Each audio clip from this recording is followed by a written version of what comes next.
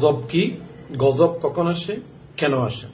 আসসালামু আলাইকুম সম্মানিত বন্ধুরা, ইসলামী বার্তায় আপনাকে স্বাগতম। গজব হচ্ছে আল্লাহর এক প্রকার অভিশাপ বা অভিশাপ। গজবের আরেক নাম হচ্ছে আযাব। এক কথায় গজব বা আযাব হচ্ছে আল্লাহ প্রদত্ত, স্রষ্টা প্রদত্ত শাস্তি। আসুন এ বিষয়ে আমরা আজ জানব পবিত্র কোরআন এবং সহিহ হাদিস কি বলে, অর্থাৎ গজব কখন আসে, গজব কেন আসে। সূরা রুম ৪১ নম্বর আয়াতে মহান আল্লাহ তাআলা বলেন, মানুষের কৃতকর্মের কারণেই পৃথিবীর জলস্থলে বিপর্যয় বা আযাব নেমে আসে। ফলে আল্লাহ মানুষের কতিপয় কর্মের শাস্তি দেন, যাতে তারা তার আল্লাহর পথে ফিরে আসে। একই কথা বলা হয়েছে সূরা আশ-শুরা ৩০ নম্বর আয়াতে। গজব বিষয়ে মহান আল্লাহ তাআলা আরো বলেন সূরা জুমার ৫১ নম্বর আয়াত। আল্লাহ বলেন, মানুষের পাপ তাদেরকে বিভূতে পেলে, আর তাদের মধ্যে যারা জুলুমবাজ তাদের অতি সত্বর তাদেরকে পাপ আরো বেশি বিপদে ফেলবে, তাদের উপর আযাব পতিত হবে। আসুন এবার সহিহ হাদিস বা আমাদের নবী করিম সাল্লাল্লাহু আলাইহি ওয়াসাল্লাম এই বিষয়ে কি বলেন। গজব বা আযাব বিষয়ে রাসূল করিম সাল্লাল্লাহু আলাইহি ওয়াসাল্লাম অনেক হাদিস আছে। আমি এখানে ৩টা হাদিস আপনাদের সামনে উল্লেখ করতে চাই। প্রথম হাদিসটি আছে তিরমিজি শরীফের একটা লম্বা হাদিস। এটা বর্ণনা করেছেন আবু হুরায়রা। অর্থাৎ আবু হুরায়রাতে বর্ণিত হযরত রাসূল সাল্লাল্লাহু আলাইহি ওয়াসাল্লাম বলেন, গজব কখন আসে? এখানে 10টি কারণ উল্লেখ করা হয়েছে। যেমন ১, যখন জনগণের বা সরকারি সম্পদকে নিজের মনে করা হয়। ২, যখন আমানতের সম্পদকে নিজের মনে করা হয়। ৩, ইসলাম আকীদা বিবর্জিত শিক্ষা ব্যবস্থা চালু করা হয়। যখন ফরজ যাকাতকে জরিমানা বলব মনে করা হয়। ৫, পুরুষরা যখন স্ত্রীর অনুগত হয়ে যায়। ৬, মায়ের সাথে যখন খারাপ ব্যবহার করা হয়। ৭, বাবাকে বাদ দিয়ে যখন বন্ধুকে পরিচালনা বা বেশি গুরুত্ব দেওয়া হয়। ৮, ফাফি লোক যখন রাষ্ট্রের পরিচালক হয়।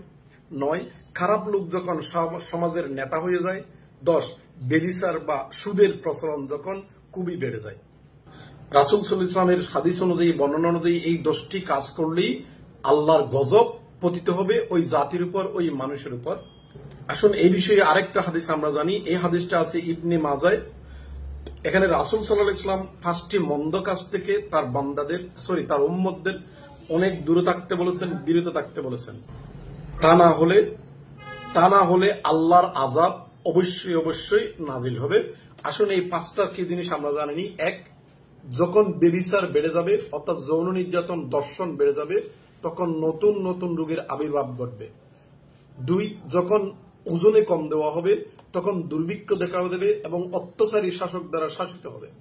৩, যখন যাকাত আদায় না করা হবে, তখন অনাবৃষ্টি বা খরা দেখা দেবে। ৪, যখন আল্লাহর সাথে বিশ্বাসঘাতকতা করবে, তখন অমুসলিম শাসক দ্বারা পরিচালিত হবে। ৫, যখন আল্লাহর বিধান দিয়ে বিচার ব্যবস্থা না করে মানবরচিত বিচার ব্যবস্থা করা হবে, তখন মুসলিম সমাজে অনৈক্য দেখা দেবে, মারামারি দেখা দেবে, খুন খারাপি দেখা দেবে, তারা অনেকভাবে বিভক্ত হয়ে যাবে। আযাব বা গজবের বিষয়ে আমি সর্বশেষ যে হাদিসটা উল্লেখ করব, এটা আছে মুস্তানাদে হাকিম ২য় খণ্ড ৩৭ নম্বর হাদিস। ইবনে আব্বাস রাদিয়াল্লাহু তাআলা আনহু থেকে বর্ণিত, রাসূল সাল্লাল্লাহু আলাইহি ওয়াসাল্লাম বলেন, যখন কোন জনপদে অর্থাৎ কোন দেশে সুদের কারবার ছড়িয়ে পড়ে, সুদ বেশি হয়ে যায়, সুদখোর যখন আমির বনে যায়, অর্থাৎ সুদখোর যখন নেতা হয়ে যায়, তখন তারা নিজেদের উপর আল্লাহর গজবকে তারা বৈধ করে নেয়। পরিশেষে একটা কোরআনের আয়াত দিয়ে আমি এই আল্লাহর গজব এবং এটা শেষ করতে চাই। অর্থাৎ আল্লাহর গজব কেন আসে, কিভাবে আমরা আল্লাহর গজব থেকে রেহাই পাবো। এটা আছে সূরা জুমার ৫৪ নম্বর আয়াত।